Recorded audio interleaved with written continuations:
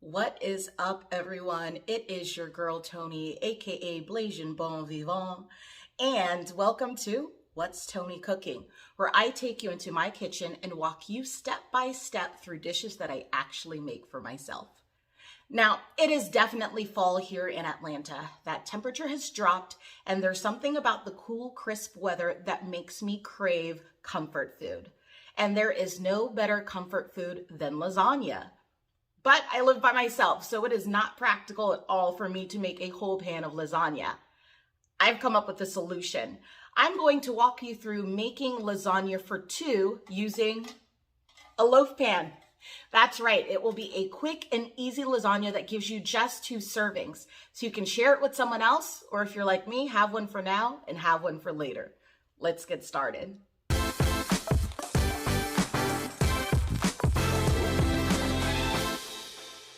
If this is your first time to my channel, make sure you like and hit that subscribe button to keep up with future episodes. In a pan over medium heat, you'll want to add about a tablespoon of extra virgin olive oil. To that hot pan, you are going to want to add your protein. I decided to go with an Italian turkey sausage. You can use regular pork Italian sausage. You can use ground beef, ground turkey, or even a meat substitute. Any protein that suits your personal preference.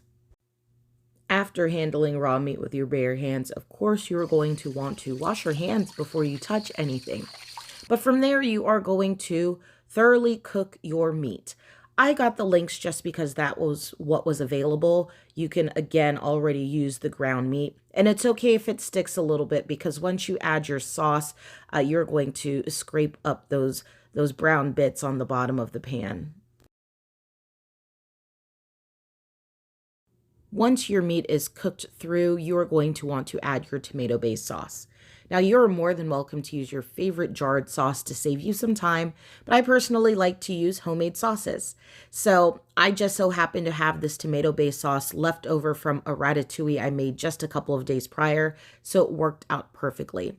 Make sure that you season your sauce. I'm just adding salt and pepper to taste because my sauce is already seasoned from when I made it. From there, you're going to let this simmer on a medium-low heat while you make your ricotta cheese filling. Now, I don't know about you, but I love having vegetables in my dishes. So to my ricotta, I am adding some roughly chopped fresh spinach. You can substitute this for frozen spinach. You just want to make sure that you squeeze out any extra water from it before adding it to your ricotta cheese. The more cheese, the better. So you want to add some shredded mozzarella to that ricotta. You're going to want to season this, and I simply added some garlic powder and some dried oregano to give it a little bit more flavor.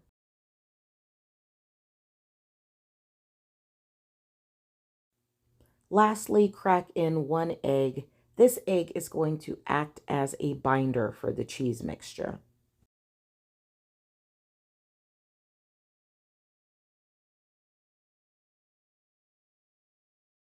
Now, let's get to assembling this lasagna. As you can see, I am using a nonstick loaf pan. If you're using, say, a glass one, you want to make sure that you're greasing down the insides to make sure that your lasagna doesn't stick. An element of this recipe that makes it even more no fuss and easy is that we are using oven-ready, no-boil lasagna sheets. They are perfect for this recipe because they fit right into the loaf pan. Now, when assembling, you always want to start with a layer of the sauce, followed by one of the lasagna pasta sheets, and then your ricotta cheese mixture. Going on top of that cheese mixture with more sauce and repeating the layers until you have used 4 pasta sheets.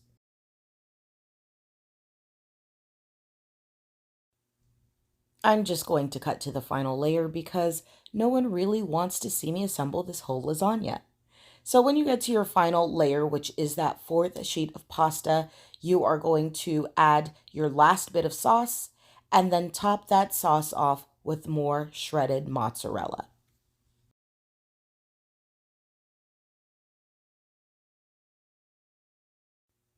Cover your pan in foil and place it in your oven, or as you can see, Fits perfectly in my toaster oven for 30 minutes at 375 degrees. After the 30 minutes, you're going to want to pull it out and remove the foil. I'm going to add a little bit of extra garnish, so I'm going to put some freshly chopped parsley on top of mine for the last few minutes of cooking.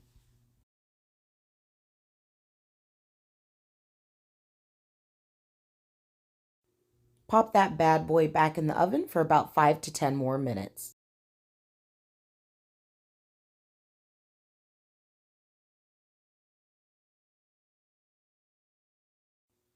Like I said, this loaf pan lasagna is perfect for 2 servings. If you are doing smaller portions, you can even get 3 servings out of it.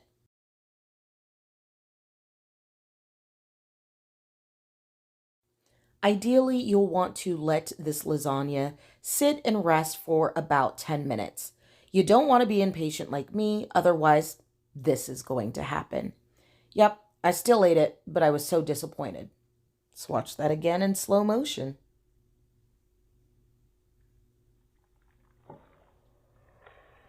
Lesson learned, I waited the full 10 minutes prior to serving myself the second portion of this lasagna. As you can see, it is nice and set and ready to be eaten. And that is all it takes to make a lasagna for 2. Thank you for watching. Make sure you like, comment, and subscribe. And remember to savor every bite because you deserve it.